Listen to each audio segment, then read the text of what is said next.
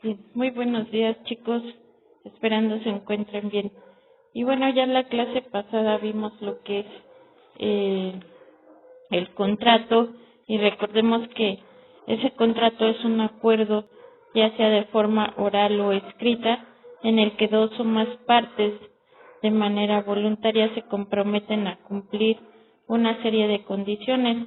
Lo más apropiado de esto del contrato es realizarlo por escrito para asegurar precisamente el cumplimiento del mismo contrato. Eh, y muy importante, pues bueno, debe de haber ese acuerdo de voluntades para llevar a cabo ese contrato. Ese acuerdo de voluntades, recordemos que es por parte del acreedor y el deudor, los cuales son personas físicas o jurídicas, y también recordando que puede haber más de un deudor y de un acreedor. Y muy importante, pues bueno, como ya lo mencioné, debe de ser de forma voluntaria, no debe de haber esos vicios de los contratos. Eh, Recordemos que el contrato es ese acuerdo de voluntades y hablamos de esa parte del convenio. El convenio también es importante. Ese convenio pues viene siendo un acuerdo de dos o más personas para crear, transferir, modificar o extinguir las obligaciones. Ese convenio de alguna forma, cuando no se cumplen estos contratos, pues bueno, se puede llegar a ellos y de alguna forma extinguir esas obligaciones al, al cumplir ciertas cláusulas del mismo contrato o en esos acuerdos modificar, crear o transferir algunos puntos en cuanto al contrato.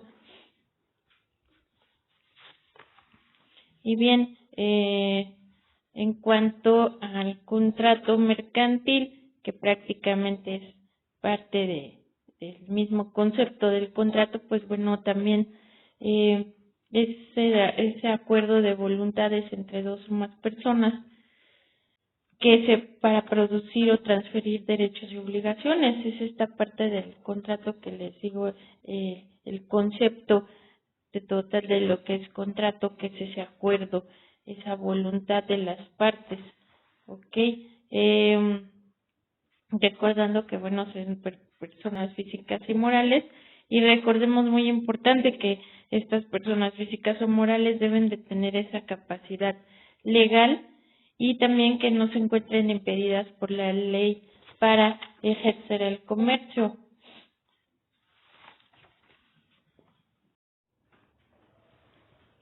En cuanto a los vicios del contrato mercantil, pues esos vicios del consentimiento son aquellos que causan la anulabilidad, del contrato. En el artículo 1795 del Código Civil Federal se señala que es causa de invalidez del contrato estos vicios precisamente que se encuentran en los contratos. El artículo 1812 del Código Civil Federal lo enumera por error, violencia y dolo.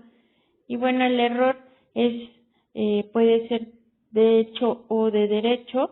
El error de hecho, pues bueno, recae sobre una realidad material. Esto es, por ejemplo, cuando alguien compra algo, pero las características de esa cosa no son las que se habían mostrado anteriormente de ese mismo artículo, entonces se está cayendo en ese error de hecho. Y el error de derecho, pues bueno, consiste en creer que se celebra un acto jurídico cuando en realidad se está llevando otro tipo de acto jurídico. Entonces, ese es un error de derecho. En cuanto a la violencia, pues bueno, aquí es cuando se utiliza el uso de la fuerza o se utilizan mediante amenazas. Esto es amenazar para a fuerzas celebrar un contrato. El dolo, pues bueno, es sobre cualquier sugestión o artificio que se emplea para inducir al error. Entonces aquí se utilizan ciertas artimañas, ciertos engaños para que la persona física o moral recaiga en un error, ya sea de hecho o de derecho. Entonces, este es en cuanto a los vicios del consentimiento mercantil, del contrato mercantil. Bien, pasamos a concepto de reporto.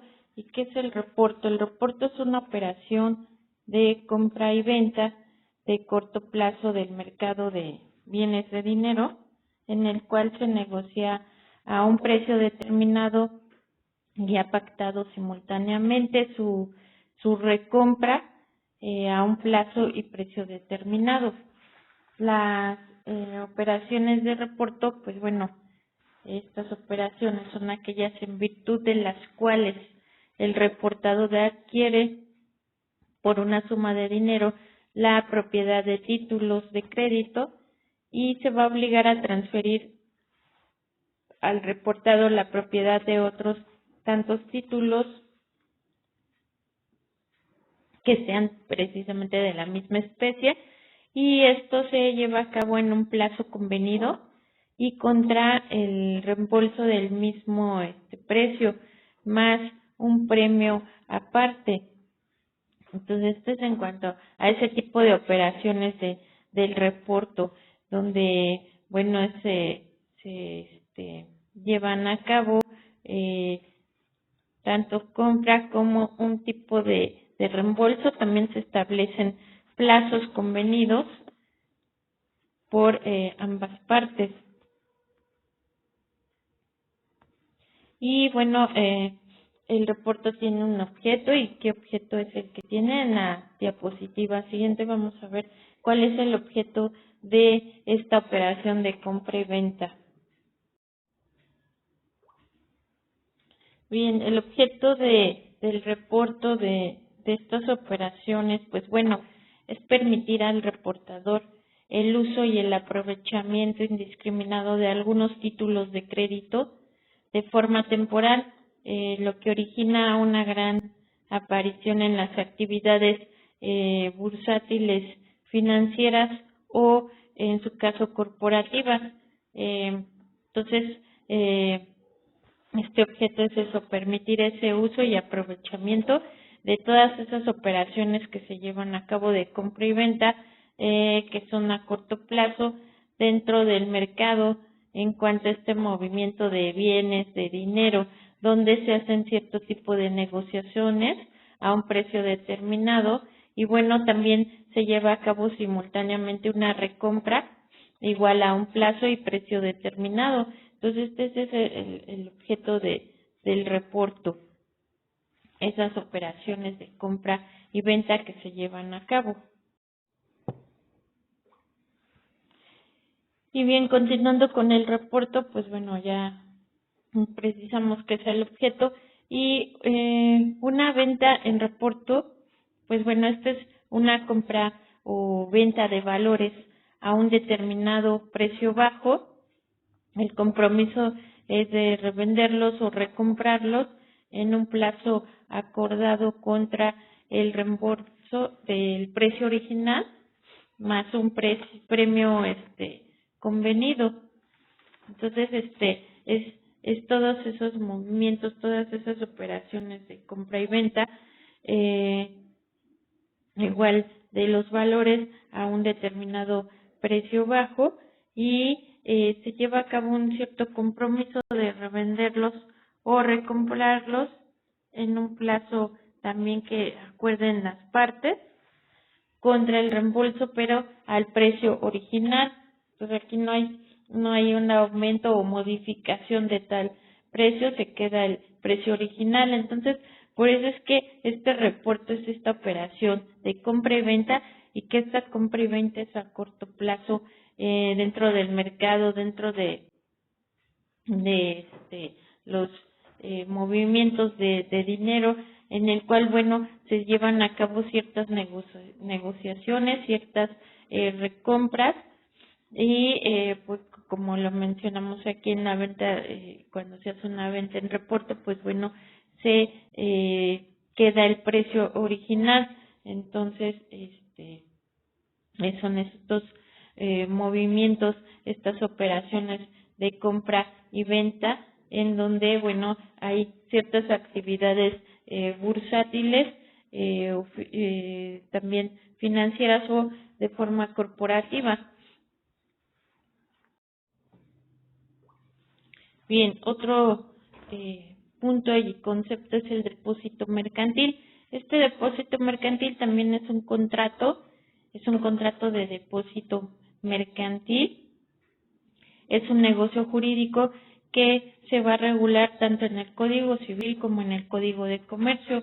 Estos tipos de contratos, por lo general, una parte que se le denomina depositario recibe de otra parte que se le denomina depositante un bien mueble concreto.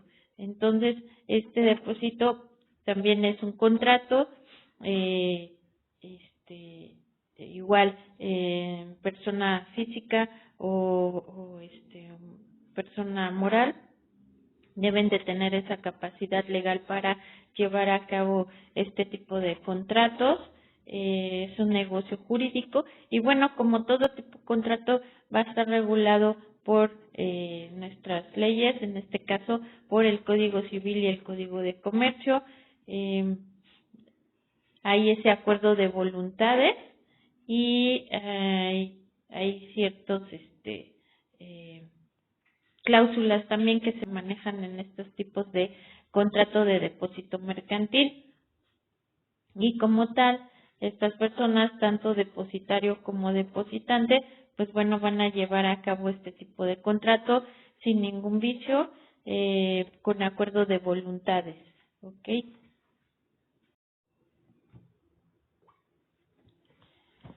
Y en el artículo 332 del Código de Comercio señala y refiere que se estima mercantil el depósito si las cosas depositadas son objeto de comercio o si se hace a consecuencia de una operación mercantil.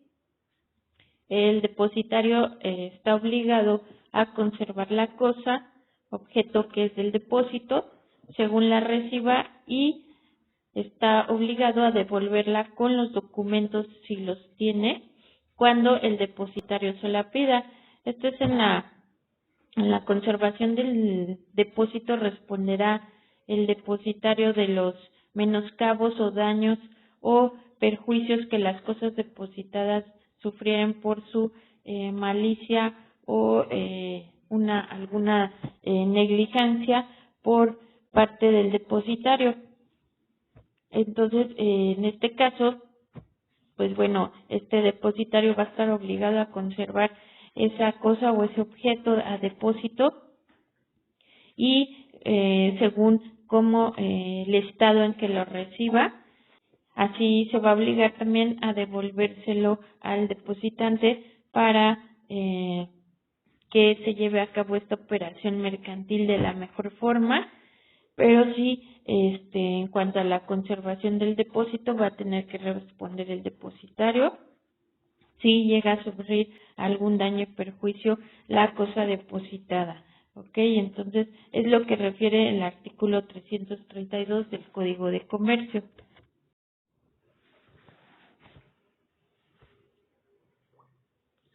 Bien, otro concepto es el depósito bancario. ¿Y qué es el depósito bancario? Este depósito bancario es un producto de ahorro en el que el cliente entrega una cuantía concreta a una entidad financiera durante un tiempo determinado que se lleva a cabo entre ambas partes este tiempo mediante un contrato y bueno, pasado el plazo la entidad devuelve el dinero al cliente junto con una rentabilidad pactada dentro del mismo contrato. Entonces, este depósito bancario es ese ahorro en el que se entrega una cierta cantidad a estas entidades financieras durante un cierto tiempo que se haya estipulado en el contrato mercantil dentro de sus mismas cláusulas, un contrato entre ambas partes. Recordemos, esa voluntad siempre debe de haber de las partes. Y ya una vez transcurrido el plazo que hayan determinado, esta entidad financiera pues bueno va a devolver ese dinero al cliente, y con esa rentabilidad que se haya pactado dentro del mismo contrato mercantil. Esto es dentro de las mismas cláusulas estipuladas por ambas partes. Entonces, este es en cuanto a este concepto de depósito bancario. Bien, ¿cuándo se hace un depósito bancario? Estas transacciones se hacen cuando, por ejemplo, se realiza un donativo a una institución, se paga un bien a un tercero, o simplemente se abona un cierto monto a una cuenta de ahorro. El interesado puede hacer el depósito en cualquier institución bancaria, aunque no tenga una cuenta abierta en la misma. Entonces, esto es cuando se hace este tipo de transacción. Se hace ante una institución, se paga ese bien a un tercero, o simplemente se lleva o se llega a abonar un monto a una cuenta determinada de ahorro. Esto se puede hacer en cualquier institución bancaria, aunque no se tenga una cuenta abierta con esa institución bancaria. Por eso es que se puede hacer con cualquiera. Es una transacción, igual se hace un contrato, y es ese producto de ahorro o donativo. Los tipos de depósitos bancarios. Esto se refiere a los depósitos que se pueden hacer a plazo, se pueden realizar a 30, 60, 90, 180, 270 o 360 días. Esto es una rentabilidad o ganancia. Aquí lleva esa ganancia de un cierto interés que se llegue a pactar en cuanto al depósito bancario, en cuanto a la entidad institución financiera. Entonces es también contrato mercantil, en el cual se realiza a diferentes plazos, en los cuales pues bueno se pactan en las diferentes cláusulas que manejen.